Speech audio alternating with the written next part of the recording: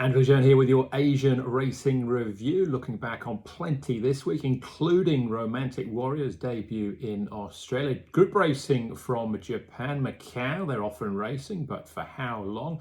And the Ready2Run sales in Sydney at Inglis, plenty of local and international buyers as well. We'll be touching that on a little bit later on, but joined as always by Michael Cox, editor of the Asian Racing Report. Michael, we're going to start off in Hong Kong.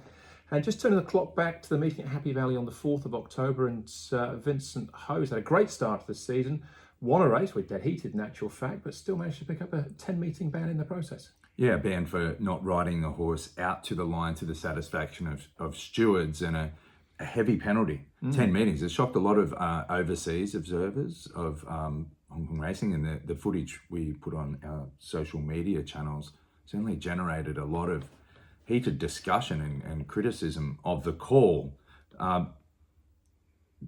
Vincent Ho has appealed, pulling his case together at a date that, as the time of our recording, hasn't been set.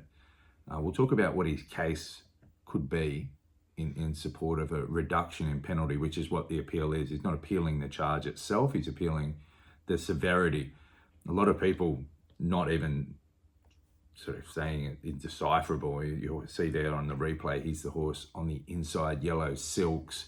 Did he ride it right to the line? It might have been one of those ones where the dead heat brings a level of scrutiny that otherwise might not be there.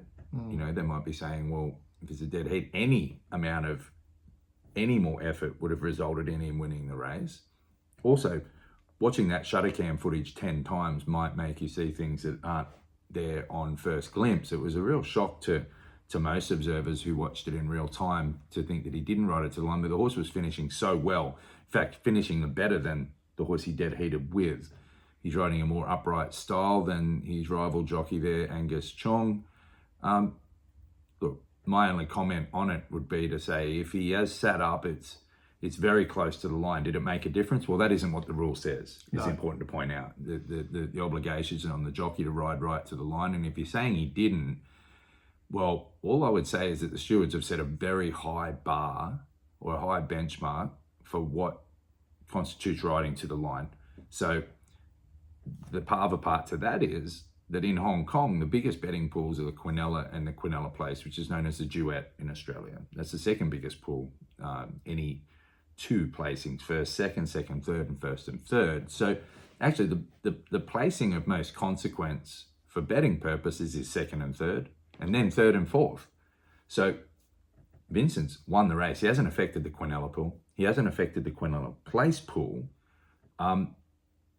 Let's see, it's sort of putting jockeys on notice to say, if you're finishing second, third, or fourth, you've got to be really riding out to the line and not even sitting up half a stride before the line. But I think that I wrote about it in my column on Monday. If you're not on the newsletter list, make sure you get on there. Michael Cox on Monday. Is that maybe the dead heat brought an undue scrutiny to this call?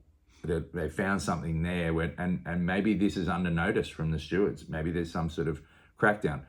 Onto the appeal, I think that Vincent does have a good chance of reducing this 10-meeting ban, which would take him right through. I think he'd miss as it stands, especially given now. He'd definitely miss because last Sunday meeting cancelled due to a typhoon in Hong Kong. He will miss a really important day, the Group 2 trial days, the Jockey Club Mile, Jockey Club Sprint, Jockey Club Cup, which are the lead-ups 3 weeks before the international races. So he'll be hoping for a reduction in appeal. And precedent says that that he has a pretty good chance of getting in there. I would say that his case will maybe have the support of trainer and owner, who have received, half of the first and second prize money combined. They didn't have a problem with the ride. And also, people that have backed Vincent for the win, they've received half a dividend. Maybe they'll look at that, the logic of that, the appeals, the people seeing over the appeal and think that half of that might be a more fair result for Vincent. And he's essentially appealing the severity of the... Exactly, yeah. He's not arguing the charge itself, but just the severity of the charge. And I guess people looking at this, a lot of the comments on social media from overseas observers to the call is like, firstly, they don't even see it, but secondly, it's a really interesting case that this isn't even looked at in overseas jurisdiction. It just shows the level of scrutiny that's placed on jockeys in Hong Kong as far as effort levels, not only to protect the interests of putters, but like right back through the field, there's an expectation to really vigorously ride horses that are even out of the placings to the line to protect the integrity of the handicap. So yeah, just something to look for if you're looking at Hong Kong racing. Like watch the races, they're very close finishes, and there's a big responsibility on riders to show a lot of vigor right to the line, no matter where they're placed. Yeah, the old adage is stop kicking until you get back to the scales to weigh in. But I think all horses are individuals and they're slightly different. And you could argue at that, because he's probably, I counted about 7 strokes of the whip in the last 100 metres. So there's no doubt he was riding towards the line, and it's just that fraction at the end. Some horses might relax and lose a bit of momentum, but when they've reached their top speed, say for that moment in time, just that fraction, whether it's a stride or half a stride that he has set up, how much ground did he actually lose? It's an answer that you probably never come to or never agree on. But so I think the severity, I would be along with Vincent on that one, that it didn't win a good chance, or it's definitely worth fighting.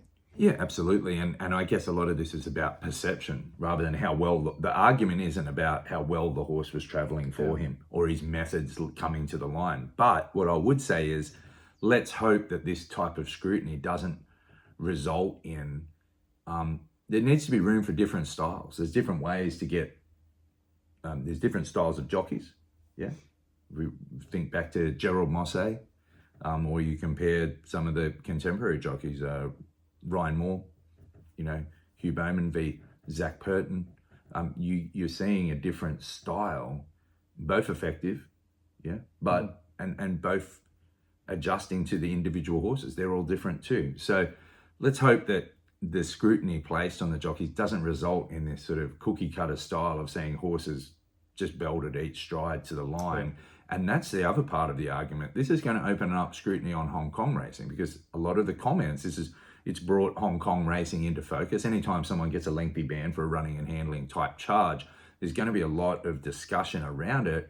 A lot of the people commenting are saying, well, he's belting this horse. This isn't in line with the international standard of whip rules. So at what stage we're talking about like Hong Kong standards being like, okay, we're protecting the interests of a punter, where this is great. We want everyone to be trying, everyone to feel like they've got a fair go when they bet on a horse. But as racing becomes more global, as the world pool grows in its influence, international punters betting into Hong Kong as well, maybe it's time for Hong Kong to look at its own whip rules and reduction in strides. If we want to talk about what things look like, we can't just consider, where it looks like everyone's trying, great, but a lot of people are looking at it, it looks like that horse has just been absolutely hammered to the line. Yeah. So lots to come out of it, lots of discussion points. Watch this space when it comes to Vincent Ho's appeal, at a date yet to be set. All right, we'll move on. Just one other point. You mentioned Zach and Hugh. You quite often see them put their stick down once they feel they're actually reached top speed. They put the stick down and just ride them out hands and heels to the line. But again, we'll move on. We'll bring you news of Vincent's appeal, successful or otherwise. Romantic Warrior. Talking of success or otherwise, was that a successful start in Australia, building up to the Cox Plate? I've been reading a lot of excuses about the run. It's been great. Wasn't that bad. I don't know. I think you've sort of got some comments there from James McDonald, the jockey on Romantic Warrior, who was first up from 4 months into the Turnbull Stakes as you see him there in the blue colours, finishing 4th behind Gold Trip, 4 lengths behind the winner. James McDonald, who's partnered the horse in some big wins in Hong Kong, including last year's Hong Kong Cup, saying don't drop off. You'd be harsh to drop off, I think is the line. Harsh critic, he told Andrew Bensley on RSN, there's so much improvement in him, it's not funny, he said. And he did ride him when he was at probably his best. I'll tell you what wasn't funny. If you took $1.55 in the whirlpool, that wasn't funny. No. It would be like, I just saw it, look, that's fine to say there's improvement. It's not the sort of personally, everyone's entitled to their opinion. Hope he wins the Cox Plate. Hope he goes into it. I want to just talk about, did he err in terms of the preparation for the horse? Was that the right lead-up race for the horse? 2,000 metres, Flemington. He's copped it, you say it's the first time on rain-affected ground. It was a 6, soft 6. He had top weight. Well, you knew the conditions of the race. He's gone in with 59 kilos. He's gone in one trial, 4 months into this race. And you say, yeah, he'll be better for that. He'll be better. Well, he'll be better because he was underdone, underprepared, blew up at the 300 and horses went straight past him. Well, I hope he'll be better. He'll need to be better. He'll need to be much better to win the Cox Plate. I don't like a prep run with a horse. He was fresh as well. He's over racing. There's no excuse for it. That's not an excuse. That's just like they're not good things to see. They're excuses. What I'd want to see is like, why not put the horse in a mile race with a bit more tempo where he's not going to over race, where he can go past a few horses at the finish. Put him in a race with more favourable weight conditions. Get more than one trial into him, 4 months into a proper horse race, a Group 1 at Flemington. I would rather see, I just don't like the psychology of horses blowing up fitness-wise at Flemington as favourite and horses going past them. And now you want me to like stick solid for a Cox Plate? No thanks. Hope he wins, but I won't be carrying my money. I wouldn't be suggesting anyone else be on for the win either. All right, we've got a... Go back to Werribee. You're gonna top him off there at Werribee? Okay. I just don't see it. I just think horses need to come in. And the horses that come in from Europe or Japan, completely different situation in terms of their preparation. Horses are coming in from Hong Kong. He's got to have more trials. He's got to at least have some more racing in his legs. The horses that come from Japan and Europe have the advantage of training on uphill gallops. They've got more residual fitness. They can prep for races that are first up. And I get that's why they've put him into a race as a prep run, but it wasn't the type of prep run that I want to see going in to a spring major. Well, obviously we won't know until all the dust settles and after the Cox Plate, whatever happens there. But it will be interesting, broadly speaking, as how this then affects him for the rest of the season, because surely the defence of his cup in December has got to be, would have been high on their list of priorities at the start of the season. Well, it wasn't obviously the highest of priorities because he's gone overseas. First up, one trial into a 2,000 metre race as a prep where he's blown up. He said, everyone, I'm 80% fit. Danny Jeune, the trainer, telling everyone he's 80% fit going into this race. Horse go past, now he's going to go into a Cox Plate, turn around, come back through quarantine. So it's obviously not as important as a Cox Plate. It's an afterthought. And they can say whatever they want. But look, let's see. Lucky Sweynesse, well, I mean, that's a whole nother story. Lucky Sweynesse isn't in a Everest this weekend in favour of going in the, day one of the season, race last day of the season, race first day of this season. And he's not in the Everest, but so I was about to say Lucky Sweynesse and Manfred Mann are prioritising the Hong Kong sprint and rather than go overseas. But actually, I think that they're just in favour of running in every single race that he's eligible for forever. We'll come back with Romantic more in the build-up to the Cox Plate, of course, as well. Switching to Japan, a couple of important group races over the weekend. We'll start with the 3-year-olds and up the older horses there. 1,800 metre contest, but saw a clash between two of the sort of stalwart milers over the last couple of years, in Schnell Meister and Songline, but they were both upstaged in the end. Not by much, though. The Group 2 Mainichi Okan, it's Elton Burrows. They're box seating in a race that probably run to suit him. So Elton Burrows has come through. He won a maiden in April. He's the 3-year-old. You see him there, his box seat comes up the inside and holds off the very fast finishing Songline. And on the outside, checking off heels and coming from last near the 250, that's as the widest horse. That's Schnell Meister. He's won a nose by a nose to two horses there, Songwine, who's probably off to the Breeders' Cup Mile. She was a little bit unlucky as well. She was held up a touch at the top of the straight. Yeah, and I think that, you know, there's never been much between those two horses. They've got a long history of close finishes between them. Schnell Meister got the better of her in the NHK Mile back when they were 3, but ever since she's been just ahead of him, but only just in a series of Group 1 races. Look, Schnell Meister's run for mine is the run of the race, and he just looks a monster. I just think that he's now 5. You look at his weight building up, it's the heaviest we've seen him in a race, you know, with a clearer passage. He drew 1, and that forced him back in behind horses. He had to come right around, go the widest, and sprint home. Another stride, he wins it. He's going past them, past the post. I think he's coming into the Mile Championships. That's on November 19. That'll act as a lead up, and I think he's a likely contender for the Hong Kong Mile. Christophe Lemaire in the saddle. I just think building, you know, these Japanese horses are pretty lightly raced. You might say he's 5, or he is what he is, but he's been so close at Group 1 level.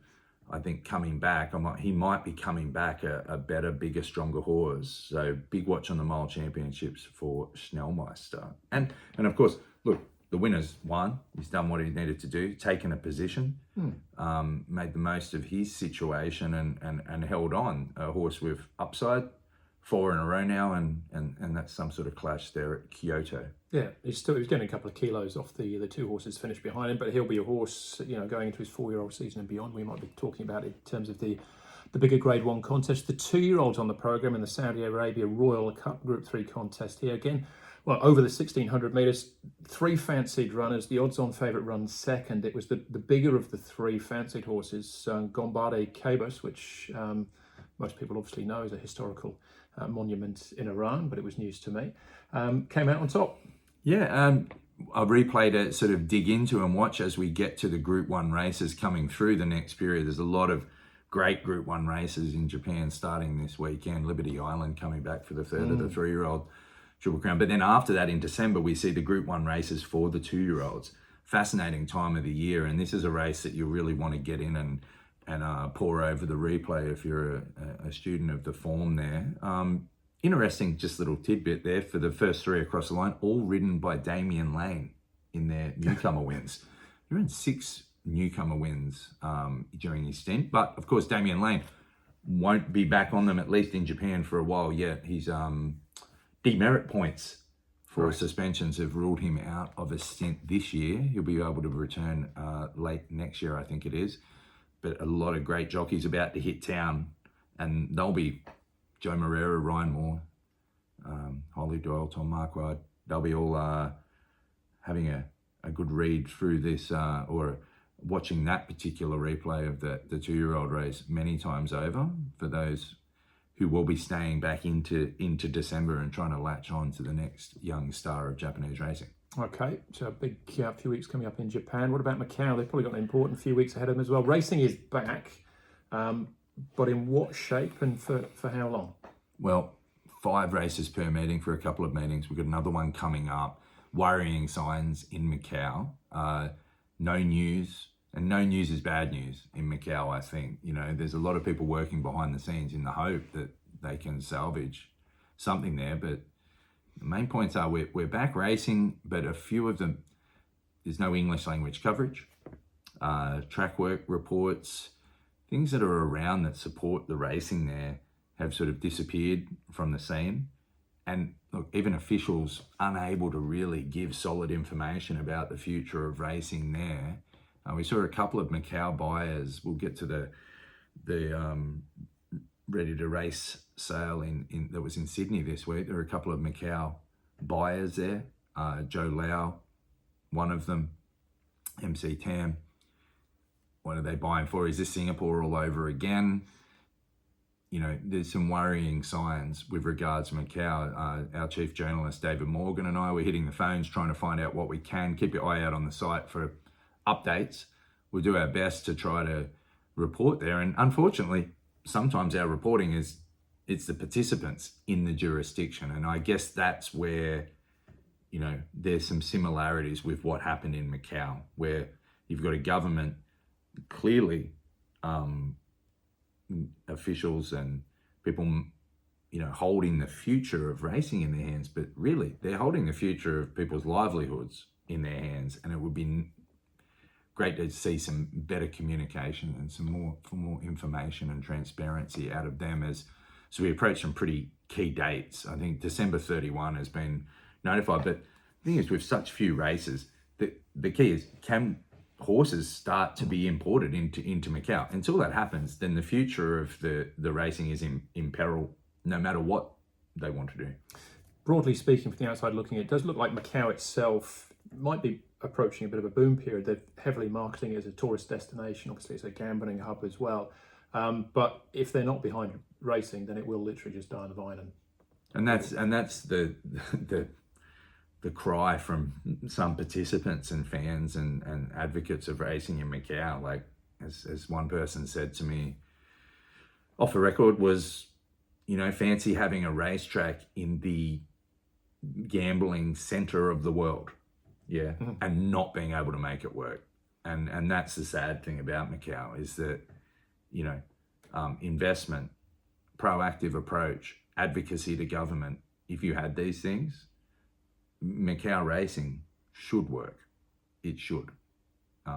So let's hope that there's some relief on the horizon. And Sydney Ready2Race Sales. You mentioned some Macau buyers there. Always very popular with Hong Kong buyers as well. He was out and about. Well, it's actually more popular now, more than ever, with the Hong Kong buyers. I think of the 92 lots that were sold there, it was a pretty low clearance rate. And I guess the Ready2Race sales in Australia and New Zealand have been the domain of the Singapore owners and Macau previously, whereas Hong Kong have favoured buying from trials, buying yearlings and prepping up to races for their unraced horses, which is unraced horses that are prepared to the point of being able to, well, they breeze up, they're put on the clock, and they're right to the point where they can trial. But Hong Kong buyers, as they've felt more pressure to try and get into the market in Australia and buy horses where the prize money is boomed, syndicates are more prevalent now. So you've got 20 people, and those 20 shares are made up of